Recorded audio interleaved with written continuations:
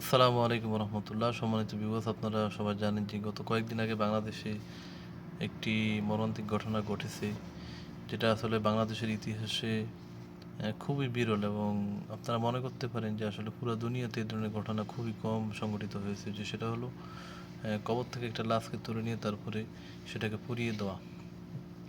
তা আসলে এই ঘটনাটাকে দূর থেকে আমরা দেখি, অনেকে অনেক সমালোচনা বা নিন্দা আমরা করেছি। এটা অবশ্যই ইসলাম সমর্থন করে না, এবং এটা একটা মানবতা বিবর্জিত একটা কাজ হয়েছে। এটা আমরা এই কাজের অবশ্যই নিন্দা করি।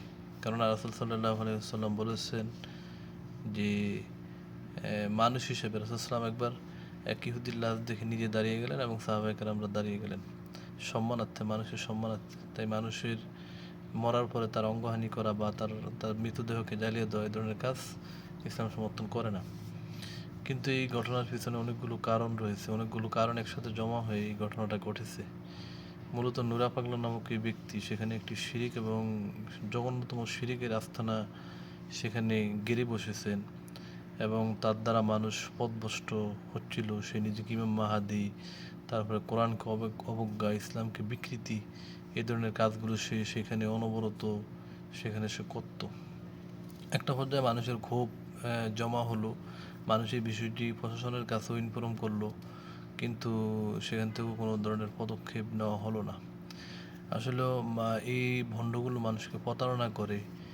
এর অনেকগুলো বিতর্কিত কারণ রয়েছে যে প্রতারণা করে। এই প্রতারণার সূক্ষ্ম হাসির হিসেবে তারা ব্ল্যাক ম্যাজিকের মাধ্যমে শক্তিশালী জিনকে তারা তাদের নিজেদের বশে আনে, এবং সেই জিন দ্বারা বিভিন্ন কাজ করে। যেমন আপনি নুরা পাগলার দরবারে গেলেন বা এরকম ভণ্ড কারো দরবারে গেলেন, তখন সে কী করলো, আপনার নাম বলে দিল বা আপনার কোনো সমস্যা থাকলে সেটা বলে দিল। আপনি তো অবাক হয়ে গেলেন, ধর্মীয় জ্ঞান আপনার নাই, তাই আপনি তার দ্বারা প্রতারিত হলেন। তারা এইভাবে মানুষকে ধোঁকা দেয়। আমরা অবশ্যই, ইসলাম যেহেতু সত্যের উপরে প্রতিষ্ঠিত একটি ধর্ম, তাই ইসলাম ধর্মের ক্ষেত্রে আমরা এই ধরনের জিনিস কখনোই অ্যালাউ করতে পারি না। এর যেহেতু একটি শক্তিশালী ভিত্তি রয়েছে, আপনি অন্য নামে পাগলামি করুন, আপনি অন্য নামে যা খুশি তা করুন, তাতে আমাদের সমস্যা নেই। কিন্তু ইসলামের নাম ব্যবহার করে, ইসলামের থিওলজি, ইসলামের দর্শনকে ব্যবহার করে আপনি এই ধরনের পাগলামি কখনই করতে পারেন না।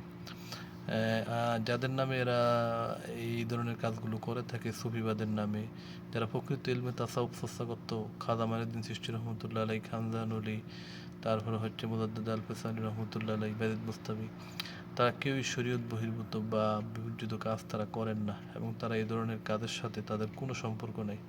অথচ এই বদমাইশগুলো এই মহান আল্লাহর ওলিদের নামকে ব্যবহার করে তারা এই ধরনের অপকর্ম করে। আমাদেরকে অবশ্যই সচেতন হতে হবে এবং সঠিক ধর্মীয় জ্ঞান আমাদেরকে অর্জন করতে হবে। আসসালামু আলাইকুম রহমতুল্লাহ।